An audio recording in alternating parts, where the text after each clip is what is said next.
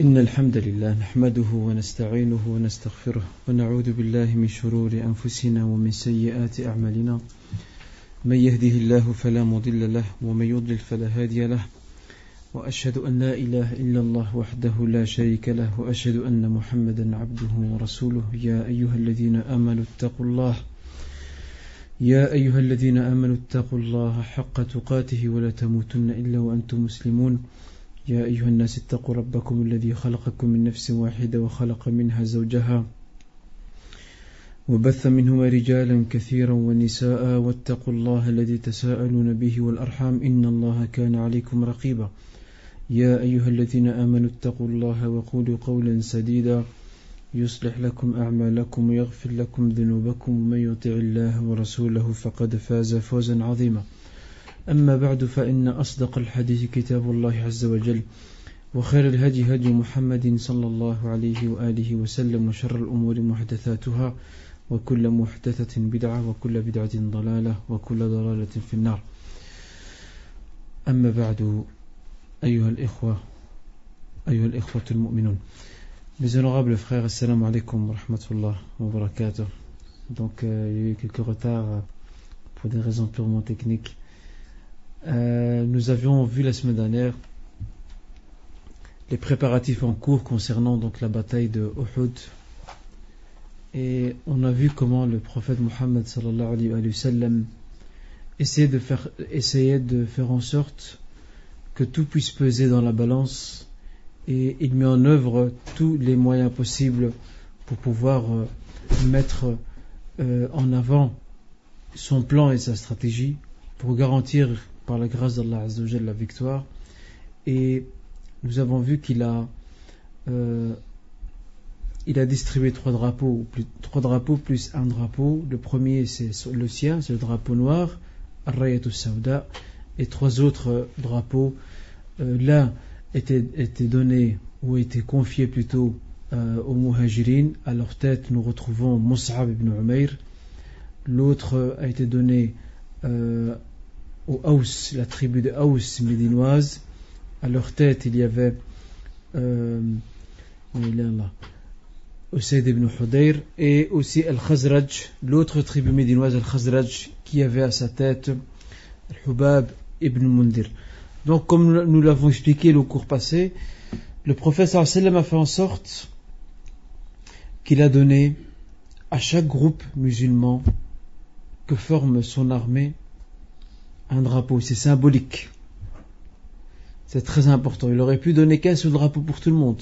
Il a donné un pour que portait Mus'ab ibn Umayr au nom des Muhajirin, le groupe mécois et migrant. Il en a donné un pour les Aws, tenu et confié à Usayd ibn Hudayr, et il en a donné un autre au Khazraj, tenu, et ça a été confié à qui? À Al-Hubab ibn Mundir. Et ça c'est très important, et c'est là qu'on voit comment le prophète sallallahu alayhi wa sallam ménage les sensibilités, qu'il fait attention et qu'il a beaucoup de feeling. Et c'est une grande leçon qu'on peut tirer, ça on laissera vers la fin du récit de Uhud. On verra les leçons qu'on peut tirer donc de tout cela par rapport à l'organisation du prophète, par rapport au fait qu'il tenait compte des sensibilités diverses, et ce dans un souci d'unité, dans un souci de cohésion entre les rangs, ou plutôt entre les soldats donc de son camp et de son armée. Aujourd'hui on va aller plus en détail, plus en profondeur. On va voir comment cette bataille va se dérouler. Ce qu'on sait, c'est que le prophète sallallahu alayhi wa sallam, avec les musulmans, ils ont pris position pas loin de la montagne de Uhud. Ils ont donné le dos à la montagne de Uhud, et devant eux, face à eux, il y a l'armée donc mécoise, qui est beaucoup plus nombreuse, beaucoup plus mieux organisée, mieux armée plutôt que les musulmans. Ça c'est très important. Maintenant que l'armée a pris position, le prophète sallallahu alayhi wa sallam nous donne une leçon de stratégie. Qu'est-ce qu'il fait? Il organise l'armée. Il organise et il crée des groupes. Et à la tête de chaque groupe, il y a un capitaine, un chef. Et en même temps, que fait-il? Il fait en sorte qu'il y ait 50 archers. Vous savez c'est quoi un archer? C'est quoi un archer? Je sais. Celui qui tire à l'arc à flèche. Donc 50 archers, il les place sur une montagne qui s'appelle Uyayna. Retenez bien le nom. Uyayna, c'est une montagne, une petite montagne qui est juste en face de celle de Uhud, derrière les musulmans et derrière le prophète lui-même, sallallahu alayhi wa sallam. C'est très important ça. Pourquoi fait-il cela? Le prophète sallallahu alayhi wa sallam, c'est un fin stratège, il voit loin. Il se dit dans le cas où les Mécois réussissent à nous contourner, à venir par derrière, il y aura au moins ce groupe-là de 50 archers qui vont les arroser de flèches et vont les empêcher de s'approcher de nous. Et ici aussi, ce groupe de 50 archers aura un capitaine aussi. Ce capitaine s'appelle donc Abdullah ibn Jubayr al-Ansari. C'est un Médinois. Abdullah ibn Jubayr al-Ansari. C'est lui le capitaine donc du groupe d'archers, de 50 archers qui sont positionnés sur cette petite montagne qui, je le rappelle, s'appelle Uyayna. Face à cela, le prophète est conscient, sallallahu alayhi wa sallam, que son armée de près de 1000 hommes, même un peu moins, parce qu'il y en a qui sont partis, les hypocrites se sont retirés, on a vu ça la semaine dernière.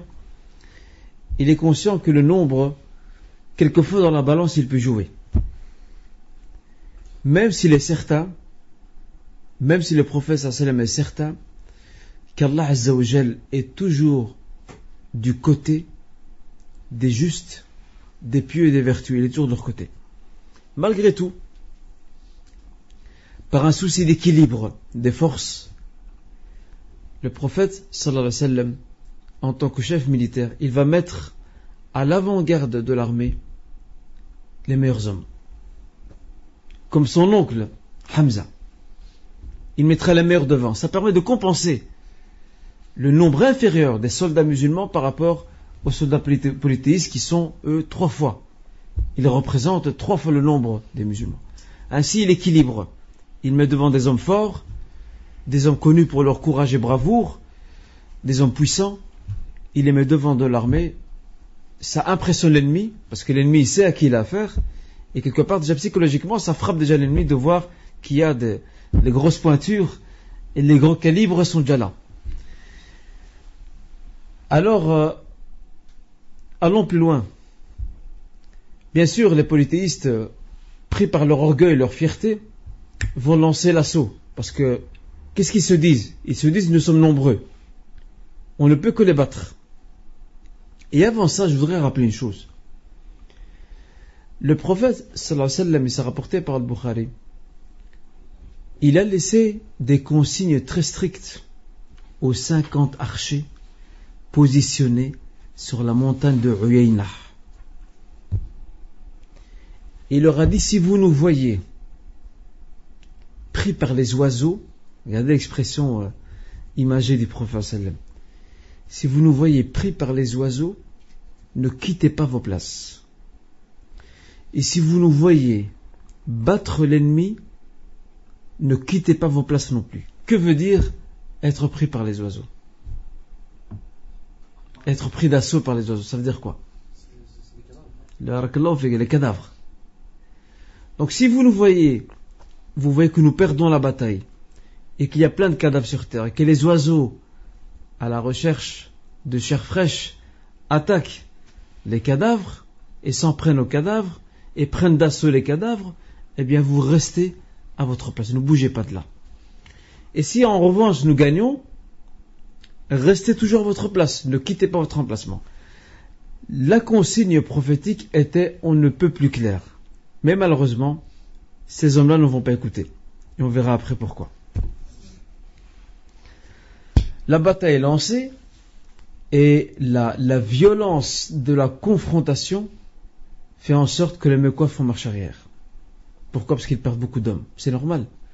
Le prophète s'est mis en avant les gros calibres. Un seul homme parmi eux en vaut 1000. Hamza lui tout seul, il prend la moitié de l'armée s'il en vit. Alors c'est normal, ça impressionne psychologiquement, ça casse. Et c'est là que ils vont faire un carnage dans les rangs donc des polythéistes, au point que le prophète sallallahu alayhi wa sallam, qu'est-ce qu'il va faire? Il va lever un sabre, il va leur dire: qui est prêt à prendre ce sabre? Alors ils ont tous crié: moi, moi.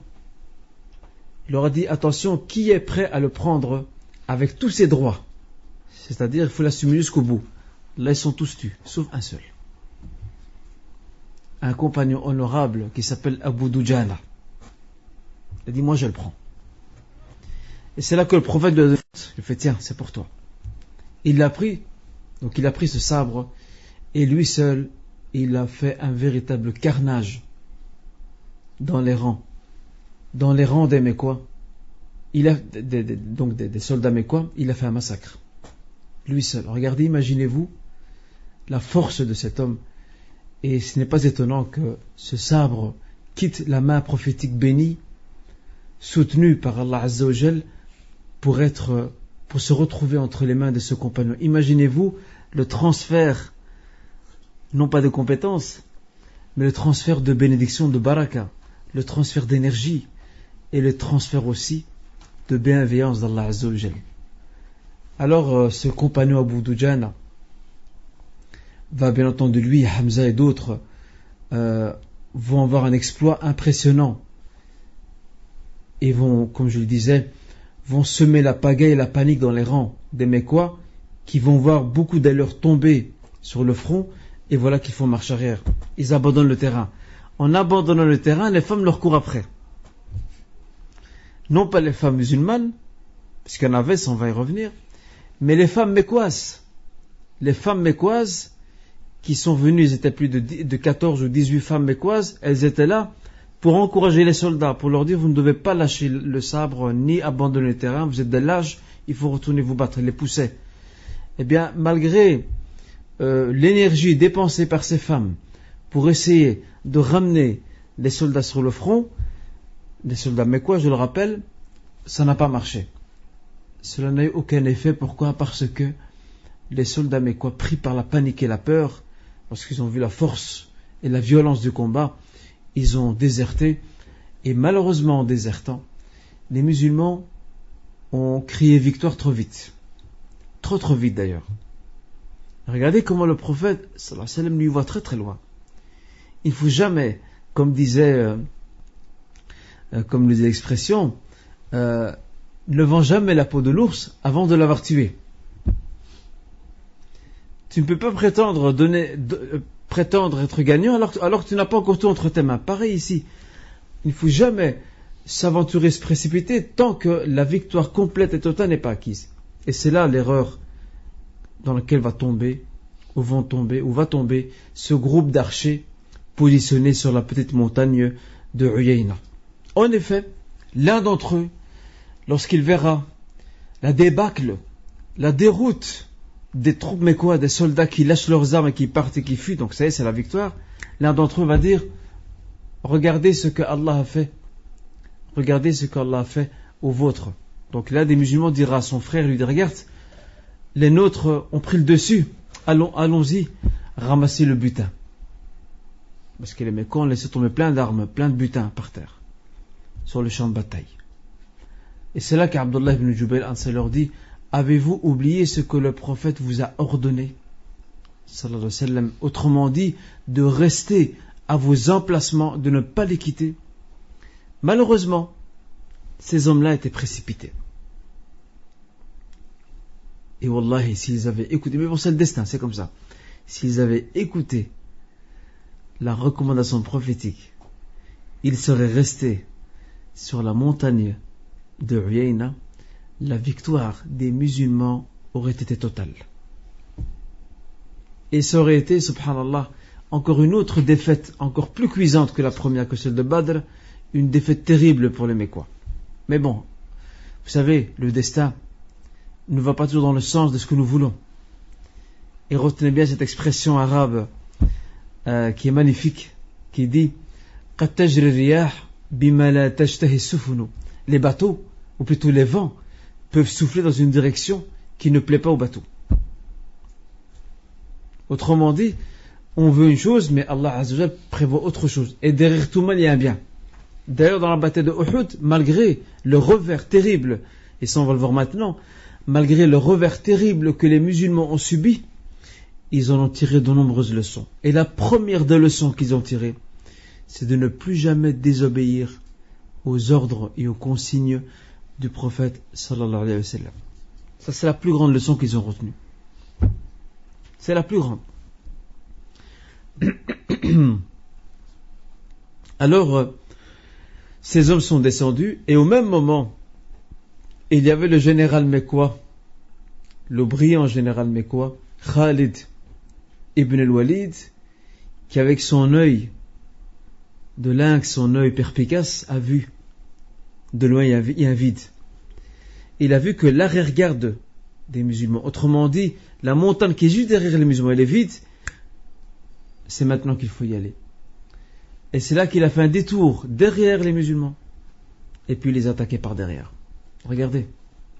Alors que si maintenant, les musulmans qui étaient sur le terrain couraient après, ou pourchassaient les Mécois, et que Khalid voulait tourner derrière, qu'est-ce qu'il aurait trouvé? Il aurait trouvé les 50 archers prêts à arroser son armée ou son bataillon. Ce n'était pas le cas. Il n'y avait plus personne, à part quelques compagnons qui sont restés fidèles à ce commandant qui était Abdullah ibn Jubayl Ansari. Voyez-vous, au moment où Khalid, le grand Khalid ibn Walid, a attaqué les musulmans par derrière, c'était l'anarchie. C'était l'anarchie la plus totale. Il n'y avait plus de stratégie. Ça allait dans tous les sens. C'était sens dessus, dessous. Ça allait dans toutes les directions. Au point que certains musulmans ont fui, tellement qu'ils ont paniqué, ils ont fui le champ de bataille.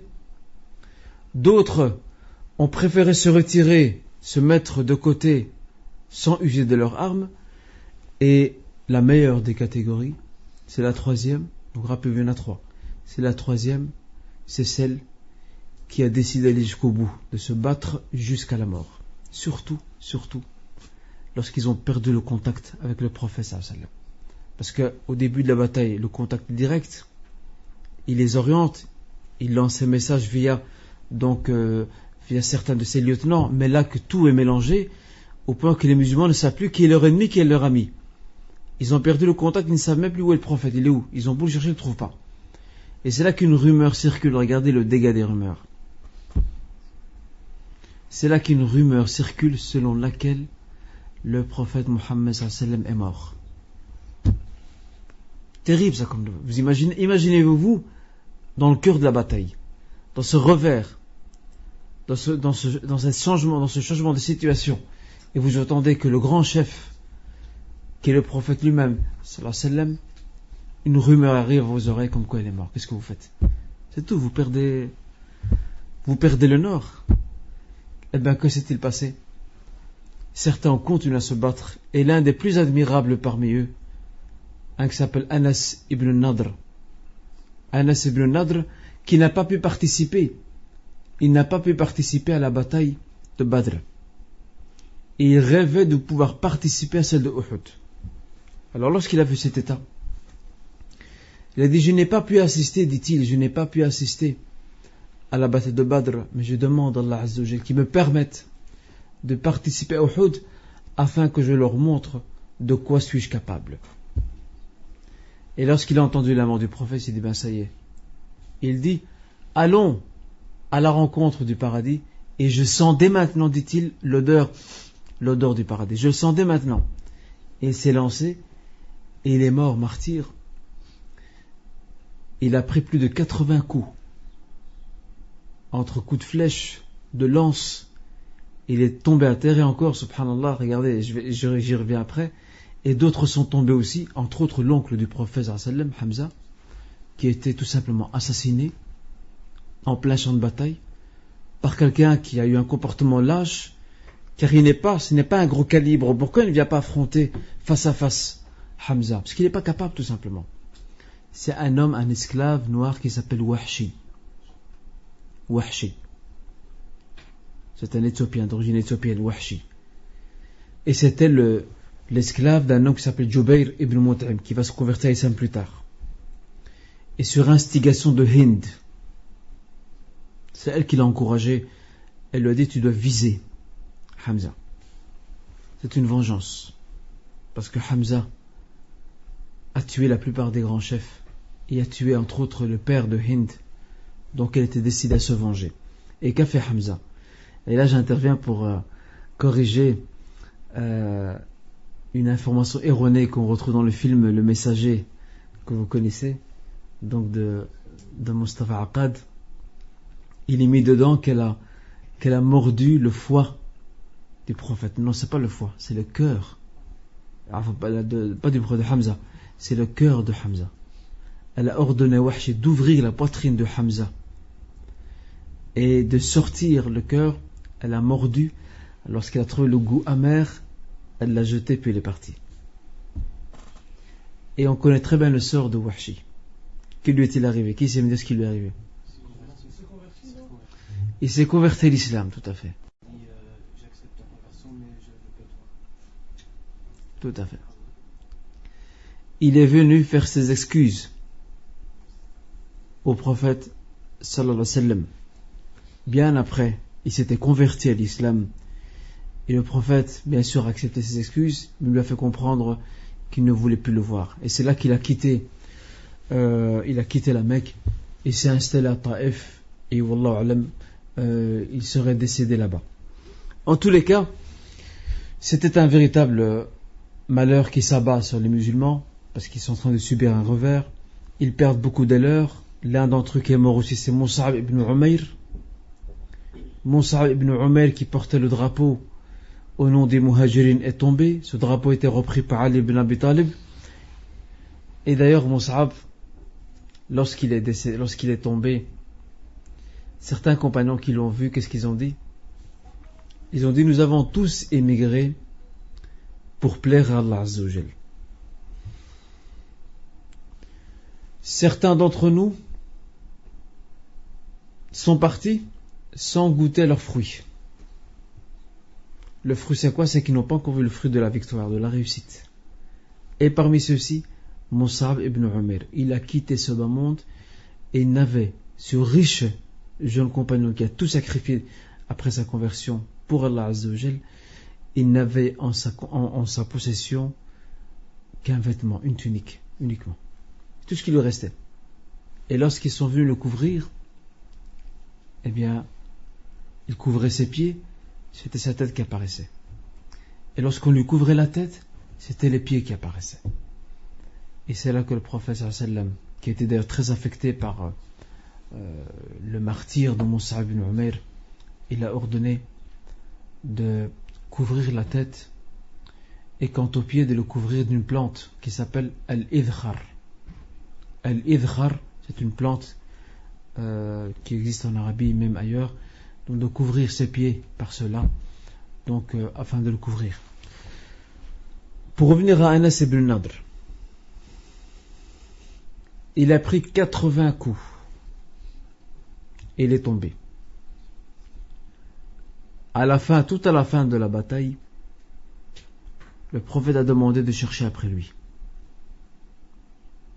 Ils l'ont trouvé. Il lui restait un dernier souffle. Il pouvait encore parler. Il a dit: je vois le paradis devant moi.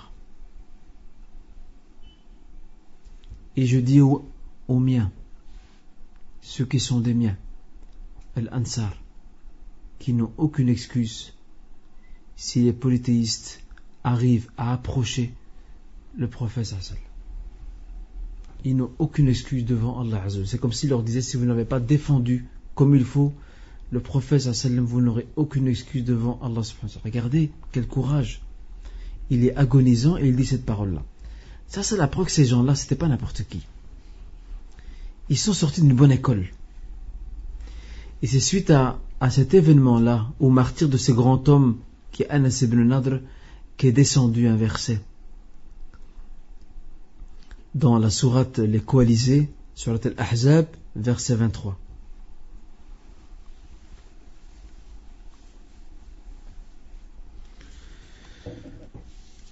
Dans ce verset,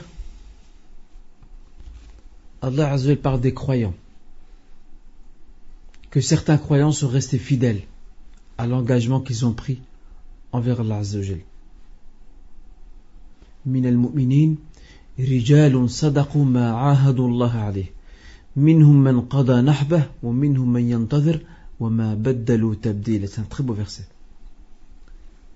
Parmi les croyants, il y a des hommes qui ont été sincères et véridiques dans l'engagement qu'ils ont pris envers Allah Azza wa Jal. Certains sont déjà partis. Ils ont terminé leur jour, ils sont tombés martyrs. D'autres sont encore vivants.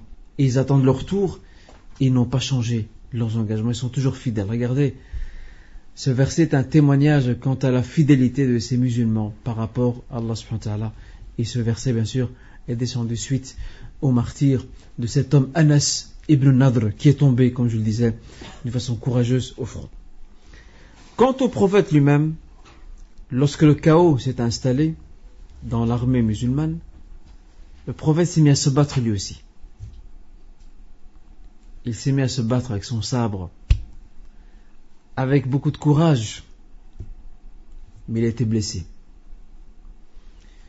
Une de ses dents était cassée, il était blessé au visage, et on dit même qu'il portait ce qu'on appelle la mirfar. La mirfar, c'est une sorte de casque, si vous voulez, et les colliers de ce casque qui se mettent en dessous du cou lui sont entrés dans les artères. Donc ils sont rentrés dans la peau de par le choc qu'il a eu lors du combat. Mais subhanallah, ceux qui l'ont repéré parmi les compagnons se sont directement mis à l'avant pour le défendre. Parmi ces hommes honorables, nous avons Sa'd ibn Abi Waqqas, qui s'est mis devant le prophète sallallahu alayhi wa sallam afin de le défendre. Aussi parmi ses compagnons, un qui s'appelle Qatada. Et aussi Talha ibn Ubaydillah. Et Qatada, celui-là, son dos était arrosé de flèches. Parce qu'il défendait le prophète sallallahu alayhi wa sallam, il le couvrait, il était arrosé de flèches. Regardez, ils risquaient leur vie pour le prophète sallallahu alayhi wa sallam. Il y avait Talha ibn Ubaydillah. Et il y avait aussi Abu Talha al-Ansari. Et Abu Talha al-Ansari était un fin archer. Il était très fort dans le tir à l'arc. Et c'est là que le prophète l'encourageait à arroser. Il l'encourageait à arroser donc les Mécois. Et lorsqu'il y avait un des soldats qui passait avec une quantité de flèches, il lui ordonnait de la remettre à Abu Talha afin qu'il puisse continuer à arroser les Mécois de par ses flèches. Regardez le courage et la bravoure. Et vous croyez qu'il n'y avait que des hommes? Il y avait aussi des femmes. Il y avait des femmes musulmanes, entre autres Aïcha, qui jouaient le rôle d'infirmière, qui soignaient les blessés. Je vais vous en citer quelques-unes. Il y a Hamna bint Jahsh. Il y a, donc on a dit Aïcha, Hamna bint Jahsh. Il y a Ammara Nusayba.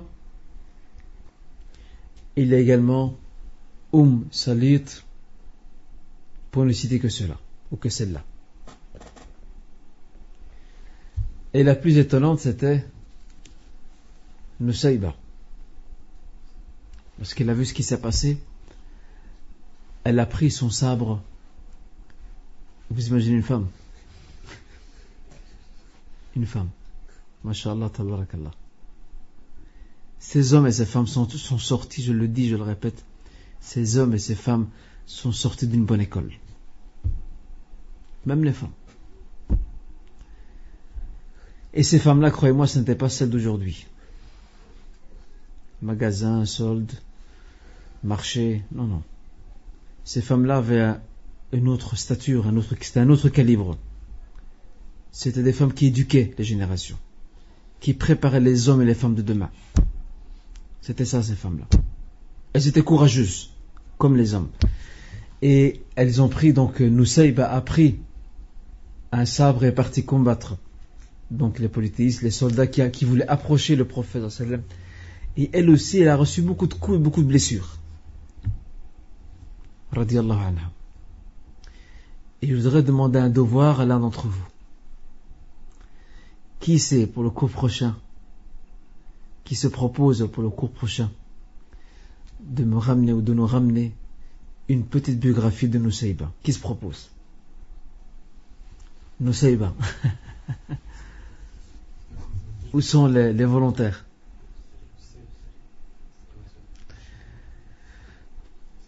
Qui voudrait?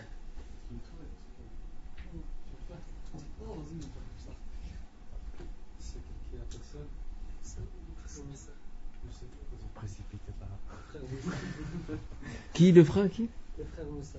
Moussa? Qui est Moussa? C'est toi Moussa, Akhi? Akhi Moussa, tu le feras, Inch'Allah? Sur Internet. Regarde sur Internet, tu as comment on dit, hein, il y a des livres ici, le champ est libre. Use de tous les moyens possibles. Ça va? Nusayba, tu nous fais une petite biographie sur elle. Qui est cette femme? Et donc, la question était soulevée par certains contemporains, qui est de savoir, une femme peut-elle participer à la guerre? C'est une bonne question. Et ils sont partis de cet état de fait qui s'est produit à l'époque durant Uhud, du fait qu'il y avait des femmes qui ont fini par y participer, et aussi du fait que certaines femmes jouaient le rôle d'infirmières, est-ce possible aussi par rapport à des hommes? Ce sont une série de questions qui méritent des réponses. Alors ici, il y a développement dans la question. Ces juristes contemporains nous disent que si la guerre elle est totale, c'est-à-dire que la nation est agressée par l'ennemi, tout le monde est concerné. Hommes et femmes, ils sont tous concernés par le devoir de repousser l'ennemi. Rien à faire. À partir du moment où la nation est exposée à un danger, eh bien les hommes et les femmes sont égaux à ce niveau-là et doivent se battre. Le combat est obligatoire pour les hommes, pas pour les femmes. Sachant que le prophète sallam a dit dans une tradition authentique que le djihad des femmes, c'est le pèlerinage. C'est le hajj. Parce que Aïcha a posé un jour la question au prophète, elle dit ouais, mais c'est trop facile. Les hommes ils partent au combat, nous on n'a rien. Ils tombent en martyr, ils gagnent des hasanat, nous on n'a rien du tout. Et c'est là qu'il lui a appris, enseigné que votre djihad à vous en tant que femme, c'est le hajj, le pèlerinage. Et c'est vrai. Le pèlerinage, le hajj, il n'est pas facile. Il est pénible. Il y a des déplacements à faire, il fait chaud, il y a beaucoup de monde, il y a des bousculades. L'homme, lui, de par sa force, de par la force physique qu'Allah lui a donnée, il peut tenir, mais une femme, c'est pas toujours évident pour elle. Alors on comprend pourquoi le prophète sallam dit que votre djihad à vous les femmes, c'est le pèlerinage. Mais n'empêche, à partir du moment où il y a un danger pour la nation, les femmes peuvent elles aussi participer à la contre-offensive pour repousser l'ennemi. Tout comme elles peuvent aussi jouer le rôle d'infirmière pour soigner les blessés lorsqu'il le faut. Et ça c'est ce qui s'est passé à l'époque du prophète sallam. Et plus que cela, il faut des conditions bien entendu, c'est que ces femmes-là ne soient pas source d'épreuves pour ces soldats, qu'elles soient couvertes décemment, qu'elles soient pudiques dans leur regard, etc. Bref, il y a toute une éthique qui doit quelque part entourer leur travail afin qu'elles fassent ce qu'elles vont faire dans l'obéissance d'Allah Azza wa Jal et dans la recherche de sa grâce et sa clémence. Ça c'est très important, je tenais à le dire en passant, parce que certainement la question allait peut-être venir à l'occasion. D'accord, mes honorables frères, donc cette bataille a été très dure, très rude, et malgré la réaction de ces quelques musulmans qui se sont sacrifiés pour Allah subhanahu wa ta'ala, et aussi ses compagnons qui se sont livrés corps et âme pour défendre le prophète, parmi lesquels il y a ceux qu'on a cités, Qatada, il y a Sa'd ibn Abi Waqqas, Afwan, il y a également Talha ibn Ubaydillah, il y a Abu Talha al-Ansari, tout cela donc se sont lancés pour défendre le prophète sallam et pour le protéger face à l'ennemi. Alors maintenant, que s'est-il passé? Maintenant qu'on réagit, maintenant que les musulmans repoussent l'attaque, auront-ils le dessus? Pas vraiment. Le petit groupe de soldats restés encore autour du prophète sallam va se réfugier sur la montagne de Uhud en compagnie du prophète sallam. Et Abu Sufyan prend ça pour une grande victoire. Et c'est là qu'il arrive. Et il est avec Abu Bakr, Omar et d'autres. Et c'est là qu'Abu Sufyan crie haut et fort: Muhammad est-il parmi vous? Les musulmans veulent répondre. Le prophète leur ne répondait pas. Laissez-les. Alors il conclut en disant: eh bien, c'est qu'il est mort. Ibn Abi Quhafa. Vous savez c'est qui Ibn Abi Quhafa? C'est Abu Bakr. Ibn Abi Quhafa est-il parmi vous? Le prophète leur dit: ne répondez pas. Ibn al-Khattab est-il parmi vous? Vous ne devez pas répondre. Et c'est là que Abu Sufyan s'amuse à se moquer donc des musulmans et à croire que ces hommes sont morts.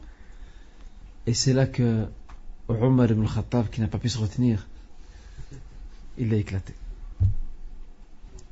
Et c'est là que le prophète lui ordonnait de dire: Qatlakum fil nar wa qatlana fil jannah. Vos morts à vous sont en enfer, les nôtres sont au paradis. Regardez l'assurance, la confiance de soi. Regardez quelle force. Alors qu'ils ont pratiquement perdu la bataille. Et c'est là que crie Abu Sufyan. Il dit: U'lu Hubal. Que Hubal soit glorifié. Hubal, c'est leur statue. C'est la plus grande idole qu'ils ont à la Mecque. Que Hubal soit glorifié. Et c'est là que il regarde le prophète, les compagnons, en disant: qu'est-ce qu'on doit lui dire? Il leur dit: dites-leur. Regardez, des petites phrases.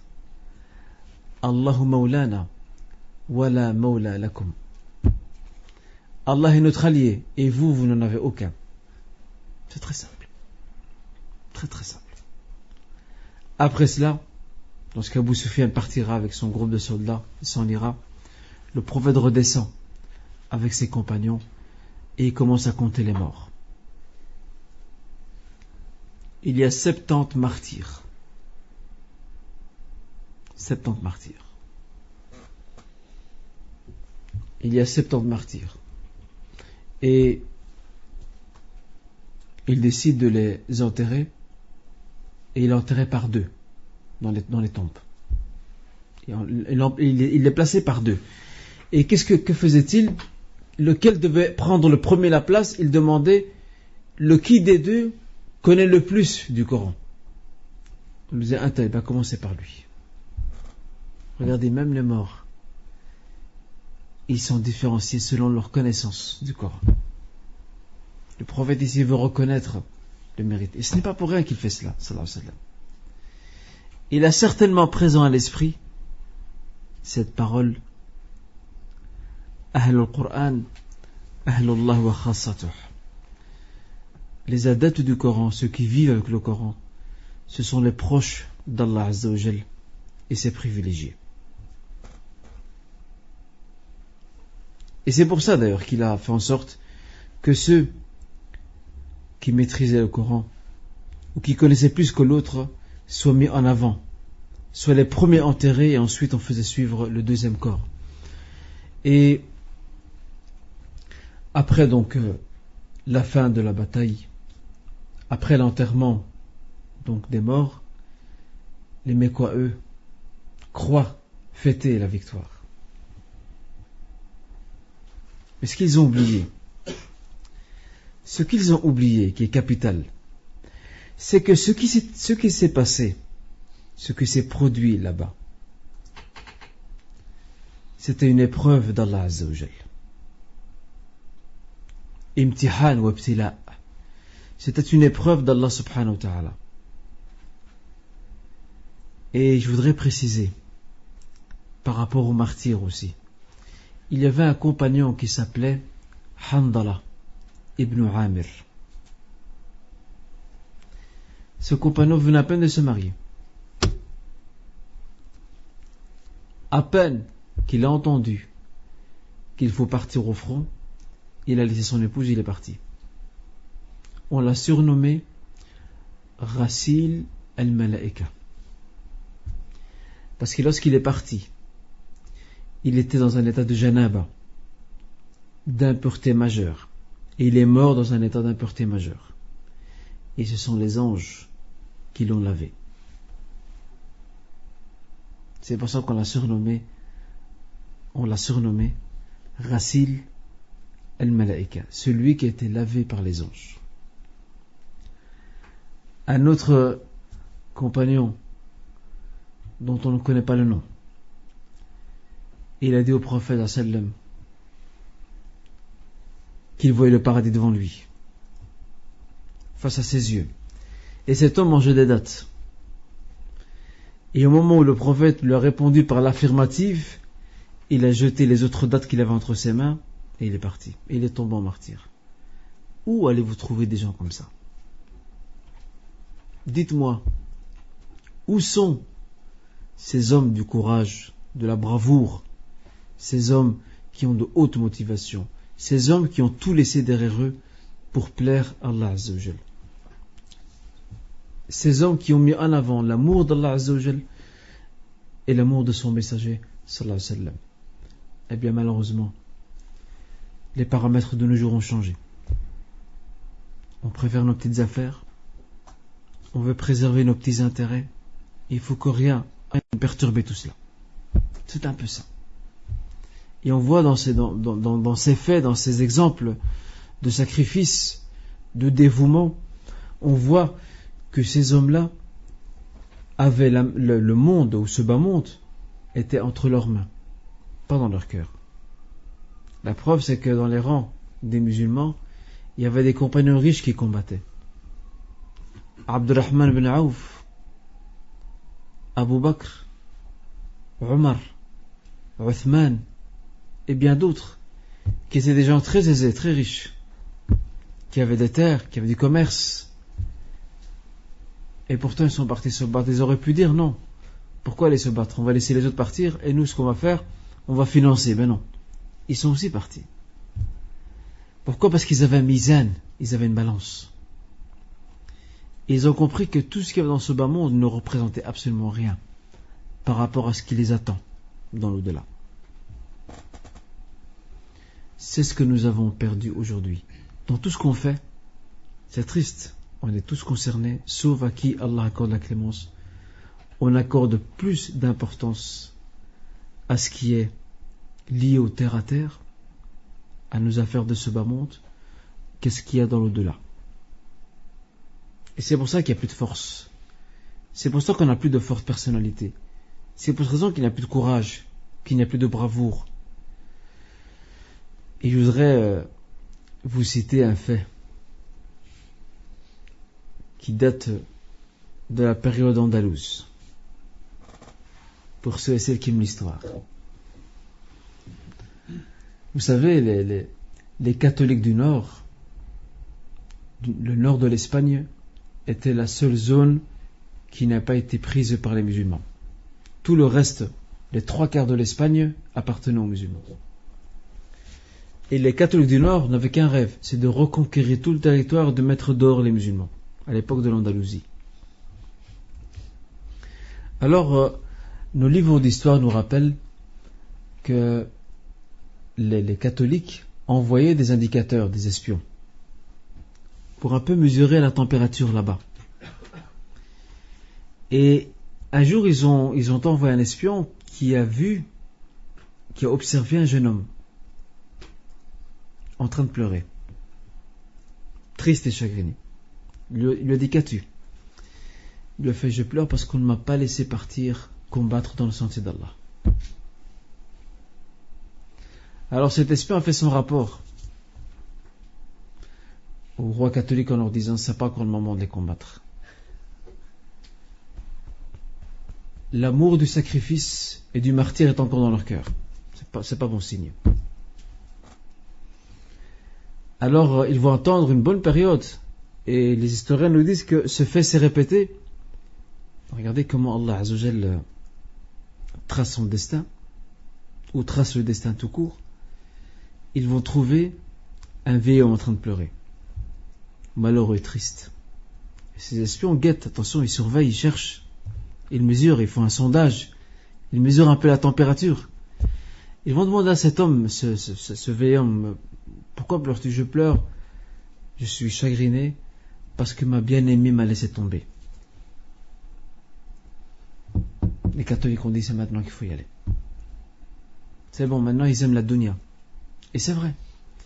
Lorsque les catholiques ont détruit le dernier royaume musulman d'Espagne, qui est celui de Grenade, Gharnata en arabe, Al-Hamra, l'Alhambra en français, et je vous invite à visiter ce palais qui se trouve à Grenade.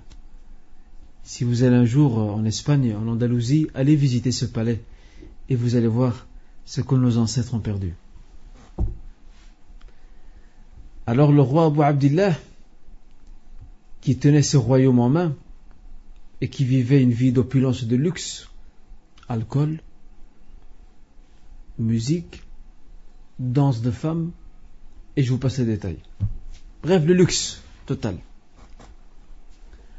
Sans parler de la division, parce qu'à l'époque on appelait, l'Andalousie on l'appelait Dawlat al-Tawa'if. C'était un état où il y avait plusieurs principautés. Séville, Ishbilia avait son émir, Cordoba avait son émir, Gharnata avait son émir, Valencia maintenant, ou Valencia en espagnol, avait son émir, et les catholiques profitaient de cette situation en les dressant les uns contre les autres.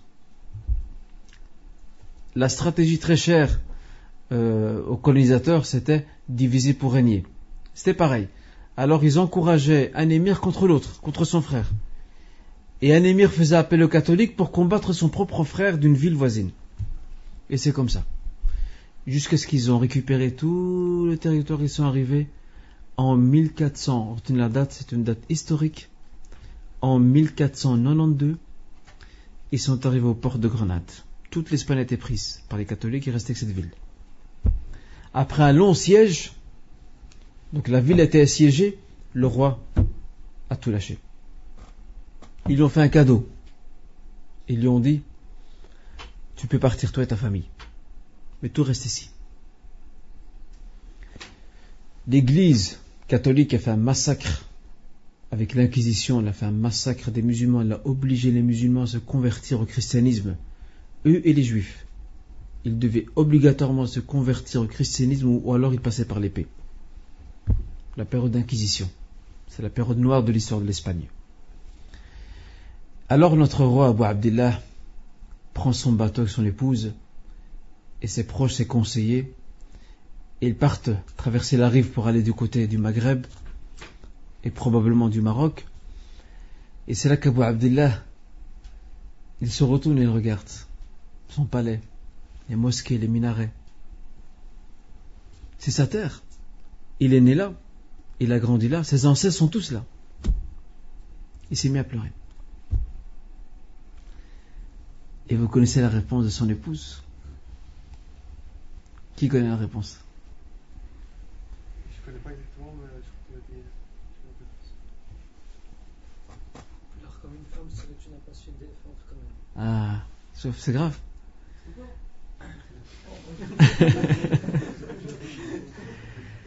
Son épouse lui a dit, pleure comme une femme.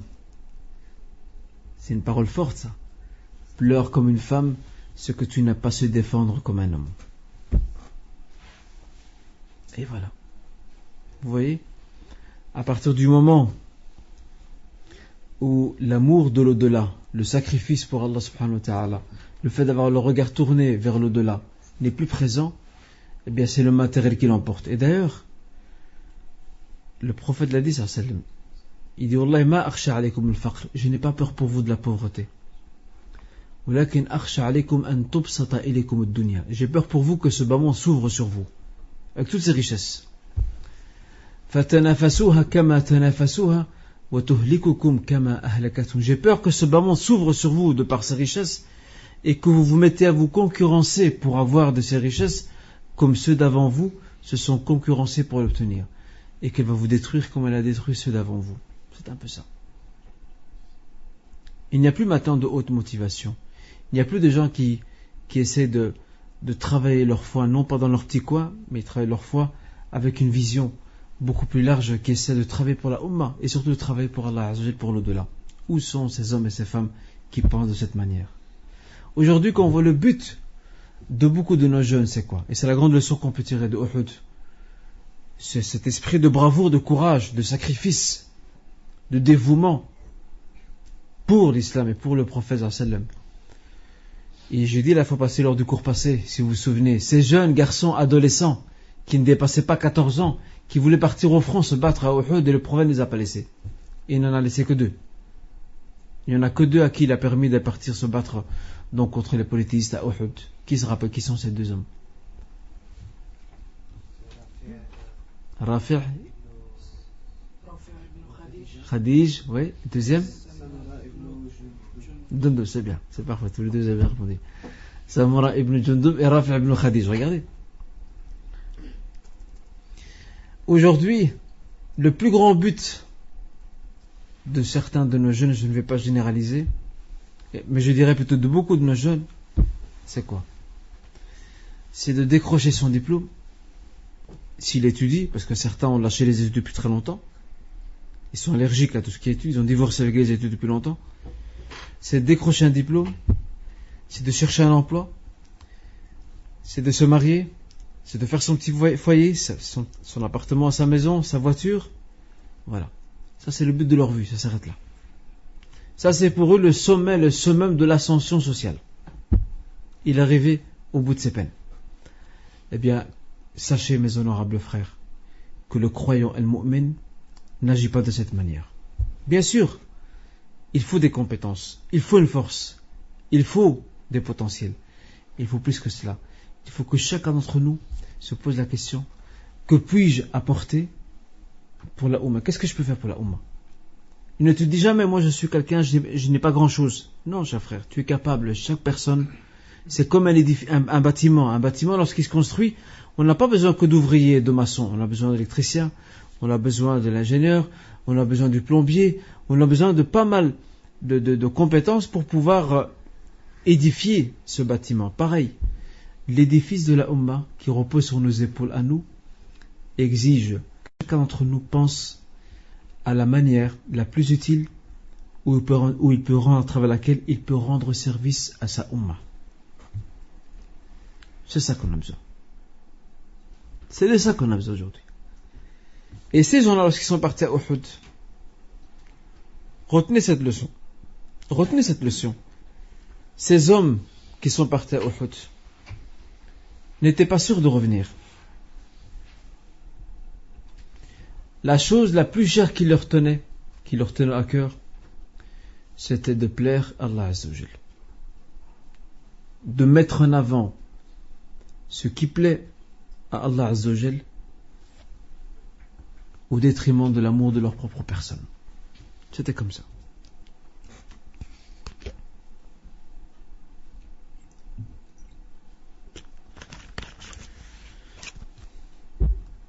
Cette bataille de Uhud, je vous renvoie à la sourate Al-Imran, car plusieurs versets de la sourate Al-Imran, la famille de Imran, plusieurs versets ont repris certains épisodes et certains faits divers liés à cette bataille. Comme par exemple ce verset, qui est normalement le verset 155, si ma mémoire ne me trompe pas, où Allah Azza wa Jalla s'adressant aux croyants: Inna alladhina tawallaw minkum yawma altaqa al-jam'an innama istazallahum ash-shaytanu bi ba'di ma kasabu wa laqad 'afa 'anhum inna Allaha ghafurun halim. Ceux qui, le jour où les 2 groupes se sont rencontrés à Uhud et qui se sont retirés du terrain, parce qu'ils ont paniqué, ils ont vu que tout était dans le désordre, c'était le chaos total, ils ont préféré se retirer. En réalité, c'est Satan qui les a encouragés à se retirer. Et regardez la clémence d'Allah Azza wa Jal. وَلَقَدْ عَفَى اللَّهُ عَنْهُمْ. Allah leur pardonne et leur accorde son indulgence. Ils n'ont pas fait exprès. Ils n'ont pas quitté le champ de bataille par lâcheté. Ils l'ont quitté parce que c'était l'anarchie. Il n'y a plus de commandant, on ne sait plus dans quelle direction on va, alors ils ont préféré se retirer. Et ça, c'est l'une des grandes leçons qu'on tire, c'est que cette bataille, lorsqu'elle s'est terminée, le moment du bilan est venu, et c'est là que les musulmans ont pris conscience ce que signifie désobéir au prophète Mohammed sallallahu alayhi wa sallam. Ça, c'est l'une des grandes leçons qu'ils vont tirer du revers qu'ils ont subi à Uhud, c'est la gravité du geste. Autrement dit, la gravité du fait de désobéir au prophète sallallahu alayhi wa sallam. Alors que nous aujourd'hui, regardez, c'est juste dans une bataille ce qui est arrivé. Regardez ce qui s'est passé. Nous aujourd'hui, nous désobéissons au prophète sallallahu alayhi wa sallam, à ses enseignements tous les jours, matin et soir. Alors ce n'est pas étonnant que nous subissons humiliation, défaite et mépris du matin jusqu'au soir et jour après jour. C'est normal. Et je vous l'ai déjà cité ce récit impressionnant lors d'une bataille après la mort du prophète sallallahu alayhi wa sallam. Il y avait une bataille avec les Romains, les Byzantins, et aucun des deux camps ne gagnait. Alors c'est là que le commandant musulman a regardé ses troupes et leur a dit, vous savez, nous avons certainement négligé quelque chose, c'est pour cette raison qu'Allah ne nous accorde pas la victoire. Alors, il a commencé à regarder autour de lui. Il a dit, vous savez c'est quoi? On n'utilise plus le siwak. Aucun des soldats n'utilisait le siwak. En fait, il y avait le camp militaire des musulmans là, et juste en face celui des Romains, des Byzantins, les chrétiens. Et le lendemain matin à la première heure, les musulmans se sont mis à grimper et à arracher les bâtons d'arak. Alors l'estafette, l'éclaireur des troupes byzantines qui s'est mis sur une colline, qu'est-ce qu'il a vu? Il a vu les musulmans grimper les arbres et arracher. Il commence à se frotter les dents, lui il voit de loin, il ne sait pas ce qui se passe. Alors il est venu passer le message au commandant, ils ont quitté le territoire très vite. Ils se sont dit, ils sont en train de manger les arbres. S'ils mangent les arbres, ils vont nous manger à nous aussi. La peur les a pris, la panique les a envahis parce qu'ils voient, ils ne savent pas ce qui se passe. Ils voient des hommes grimper et arracher des branches et les passer dans leur bouche. Qu'est-ce qui se passe? Ils ont été pris de panique. Ils ont paniqué, regardez. Comment Allah Azza wa Jalla a transformé le sort de cette bataille. Et ils ont abandonné leur terrain et sont partis. Alors regardez ici ce que signifie désobéir au prophète sallallahu alayhi wa sallam et quelles sont les conséquences fâcheuses. Et nous allons, Inch'Allah, au cours prochain, nous allons découvrir ensemble, là je vous ai cité vraiment en vrac, nous allons découvrir ensemble les grandes leçons de la bataille de Uhud et nous ferons allusion à quelques événements, à quelques autres batailles très brièvement, parce qu'il y a beaucoup d'autres batailles qui sont passées après. Nous allons y faire allusion très brièvement et on va voir que les musulmans de l'époque étaient des gens infatigables. Ils sortaient d'une épreuve, ils entraient dans une autre, avec le même courage, avec la même ténacité, avec un moral très haut. Et on verra que les autres batailles, l'une des plus importantes qui viendra après, c'est la bataille, ce qu'on appelle la bataille des coalisés, Ma'rakatul Ahzab. La bataille des coalisés, lorsque les Mécois ont vu ce qu'ils ont subi, autrement dit, ils ont vu que, pas ce qu'ils ont subi, ils ont vu qu'ils n'ont pas réussi à éradiquer l'islam, ils vont former une très grande alliance. Ils vont venir en force. Et bien sûr, les hypocrites vont jouer un très grand rôle en essayant d'influencer les musulmans dans des intentions.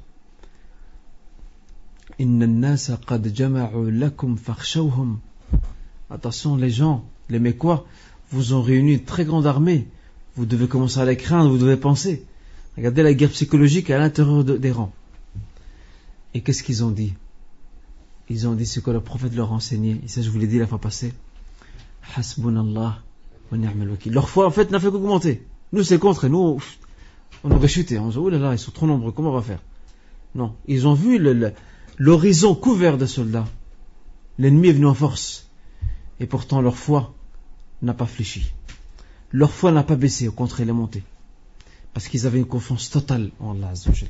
Et ça, on verra ça, Inch'Allah, au cours prochain, par la grâce d'Allah. Après, bien sûr, avoir tiré les grandes leçons de cette bataille qui est celle de Uhud. Et vous avez vu maintenant que la bataille était sur le point d'être gagnée, mais à cause d'une désobéissance, ou de la désobéissance de ces 50 archers, le revers s'est produit et ils ont subi, on peut dire une défaite si vous voulez. Certains n'aiment pas appeler ça défaite, certains appellent ça revers. Moi, je vois pas où est la différence. C'est une défaite. C'est une défaite tout simplement. Les musulmans, il n'y a pas de mal à dire ça, les musulmans ont subi une défaite.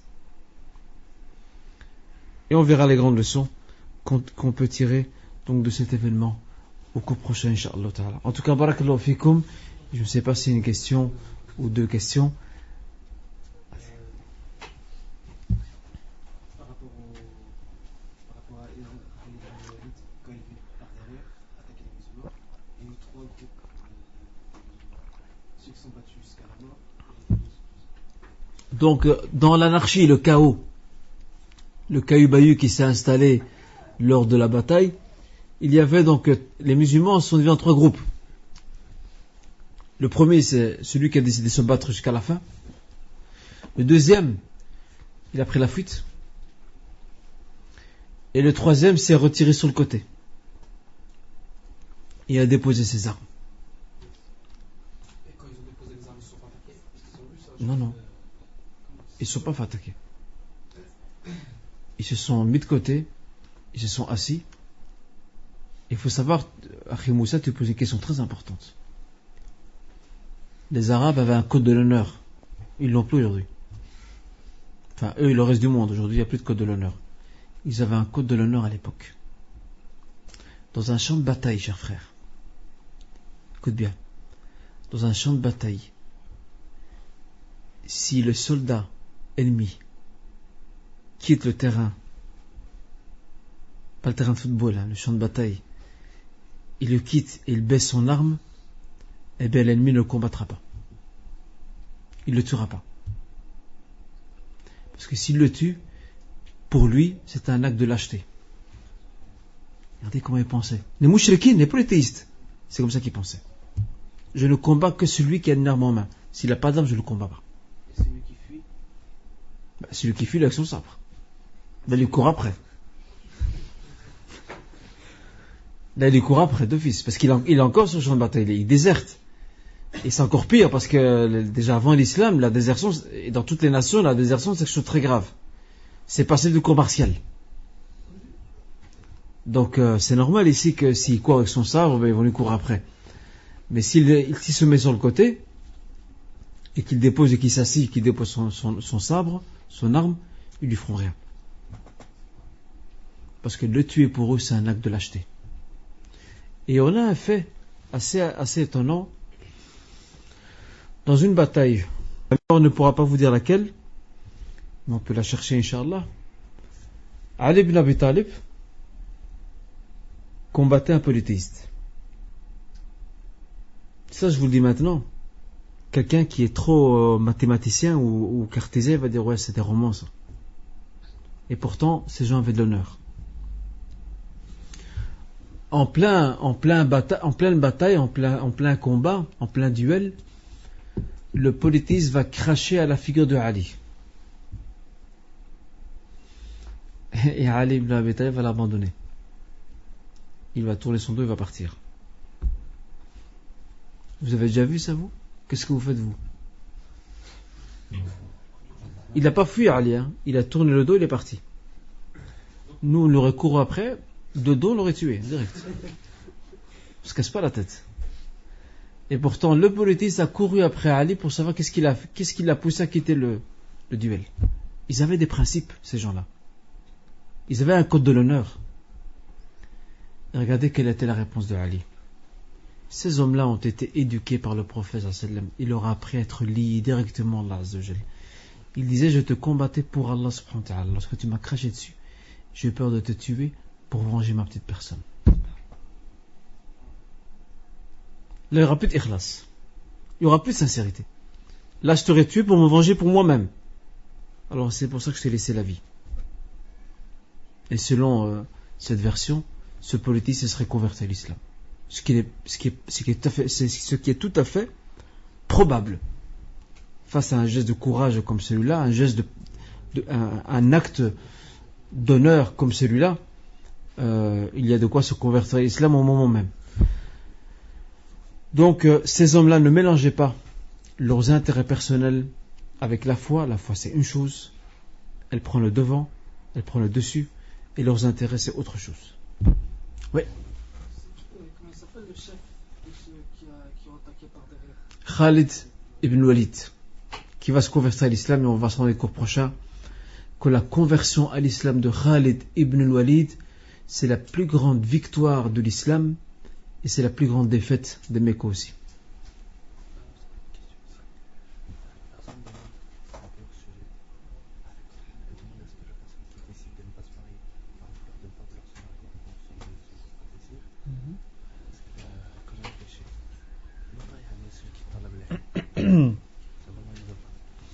Il y a une question qui est venue via le net et qui est de savoir la personne qui décide de ne pas se marier, qui décide de rester célibataire, mais pas dans le but d'apprendre le savoir religieux.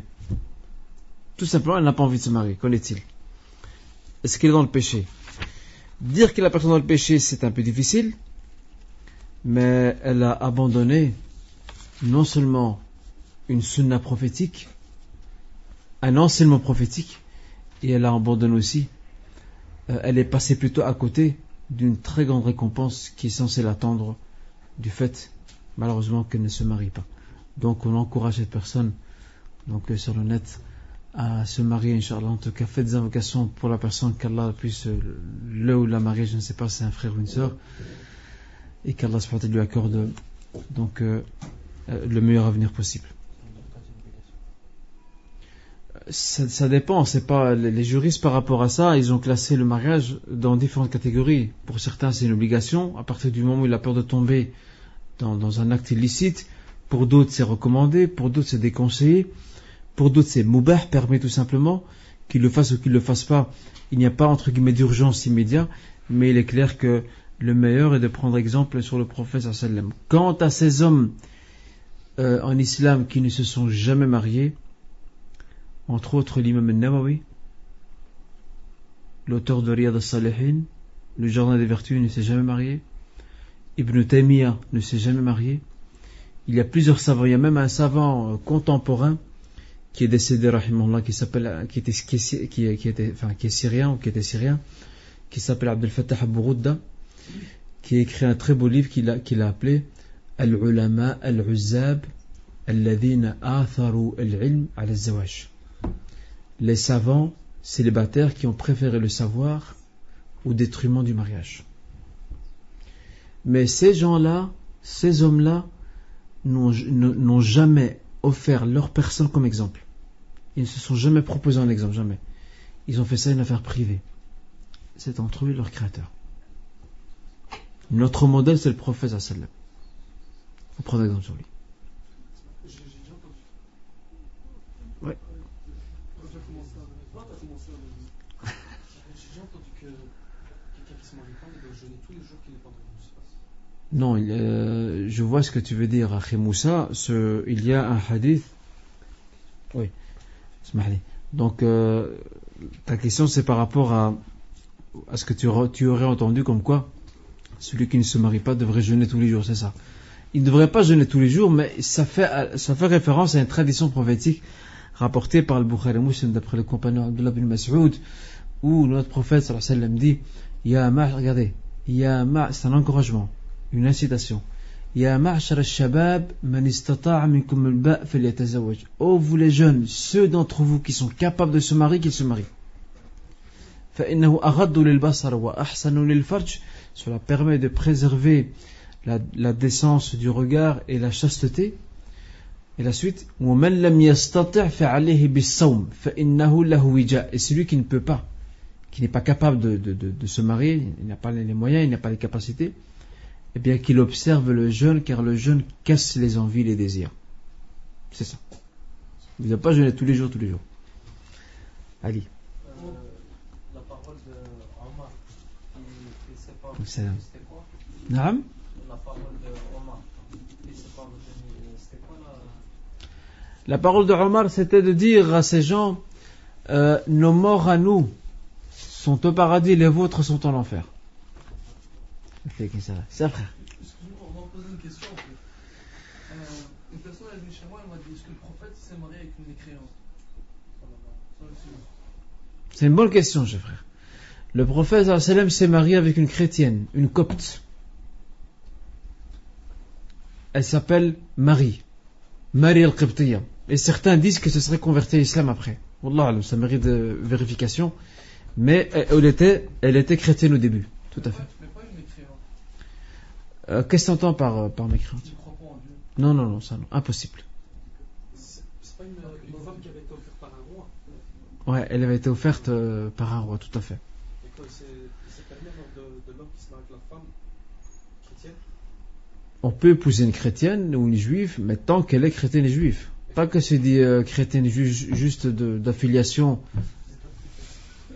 et qu'elle n'a rien à voir, elle est de l'autre côté, elle est à l'est. Non, il faut qu'elle soit vraiment chrétienne et juive. Pratiquante.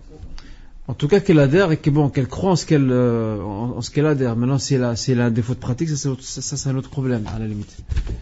Mais malgré tout, il y a des gens de science aujourd'hui qui ont déconseillé, certains même ont interdit, ça va loin. Certains même ont interdit le mariage avec une chrétienne ou une juive. À cause des dégâts qu'il y a derrière. Pourquoi? Le problème des enfants. Bon, on n'ira pas jusqu'à dire interdit, mais on dira plutôt déconseillé. Parce qu'il n'y a aucune garantie. Elle peut très bien faire des promesses aujourd'hui en disant pas de problème, tu les éduques selon ta religion, et demain elle change d'avis. Elle dit non, je n'ai pas envie. Donc il n'y a pas de garantie. Tout à fait. Chez les juifs, la religion se transmet par la mère, effectivement. C'est par la filiation de la mère. La chlophique. Plus de questions? Moussa, vas-y. Pas du tout. Une musulmane ne peut en aucun cas épouser un non-musulman. Nous avons 2 versets dans le Coran qui sont clairs et nets. Et quant à ces sœurs, que Dieu leur pardonne et les guide, dites Amin, nous avons des sœurs à nous qui ont épousé des non-musulmans. Et lorsqu'elles sont interrogées quant à leurs gestes, elles prétendent avoir lu tout le Coran, soi-disant, et ne pas avoir trouvé de verset qui parle de ça. Eh bien, en tout cas, qu'Allah leur accorde son indulgence, qu'il les guide et leur pardonne. Nous avons 2 versets. Le premier, c'est le verset 221, dans la sourate Lava, sourate al-Baqarah, où Allah Azza wa Jal est bien clair là-dessus, par rapport à l'interdiction d'épouser. Il parle de polythéistes, mais bon, quelque part, les gens du livre sont aussi un peu polythéistes, parce qu'ils les associent Isa à Allah Azza wa Jal, en disant qu'il est fils de Dieu. Et nous avons aussi le verset 10 de la sourate l'éprouvé, sourate al-Mumtahana. Dans la sourate l'éprouvé, là aussi, ça parle d'un récit de femmes croyantes qui ont quitté, musulmanes qui ont quitté la à Médine, et Allah Azza wa Jalla a ordonné à son messager de leur faire subir un test pour voir s'ils sont vraiment musulmanes, et de ne pas les renvoyer aux gens de l'incrédulité de la Mecque, car elles ne leur sont pas permises. À partir de ces 2 versets, sans oublier le consensus et l'ijma', le consensus des savants à travers tous les siècles et Inch'Allah jusqu'à la fin des temps, en aucun cas il est permis aux musulmans de passer sous la tutelle d'un non-musulman. C'est ici que se clôture notre cours et Inch'Allah nous verrons la suite, les leçons au cours prochain. Barakallahu fikum, bon courage, wassalamu alaikum wa rahmatullah.